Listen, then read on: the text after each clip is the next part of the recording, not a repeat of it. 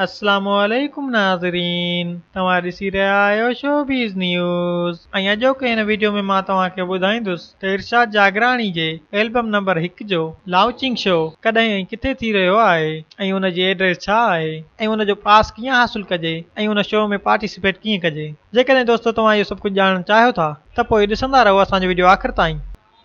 मां तव्हांखे ॿुधाईंदो हलां दोस्तो त सिंध जे मशहूरु शाइर इरशाद जागरानी जो एल्बम नंबर 1 अची रहियो आहे, जंहिंजी तारीख़ आहे 26 अक्टूबर 2019 बिरोज़ छंछर शाम जो 7 वॻे ऐं एड्रेस आहे यूनिकलब बैंक्वेट यूनिवर्सिटी रोड कराची। हिकु दफ़ो ॿीहर तव्हांखे एड्रेस ॿुधाईंदो हलां त यूनिकलब बैंक्वेट यूनिवर्सिटी रोड कराची इहा दोस्तो एड्रेस आहे ऐं हिते तव्हां जल्द खां जल्द पहुचो ऐं पास हासिल कयो ऐं पास बिल्कुलु फ्री आहे, उनजो को बि चार्जिस न आहे ऐं तव्हां बिल्कुलु फ्री में हिन शो में पार्टिसिपेट करे सघो था। त पोइ जल्द खां जल्द पहुचो यूनिकलब बैंक्वेट यूनिवर्सिटी रोड कराची, हिन एड्रेस ते वञी पंहिंजो पास हासिल कयो ऐं शो में पार्टिसिपेट कयो। उमेद आहे दोस्तो अॼु जो ही वीडियो तव्हांखे वणियो हूंदो। जेकॾहिं अॼु जो ही वीडियो तव्हांखे वणियो आहे त असांजे वीडियो खे लाइक कयो ऐं असांजे चैनल खे सब्सक्राइब कयो ऐं गॾोगॾु घंटीअ जे निशान ते बि क्लिक कयो त जीअं असां जॾहिं बि को नओं वीडियो अपलोड कयूं त उहो सभ खां पहिरीं तव्हां ताईं पहुची सघे ऐं तव्हां हुन मां ॼाण हासिल करे सघो। ॿिए वीडियो ताईं ॾींदा इजाज़त। सिंध सलामत, साथ सलामत।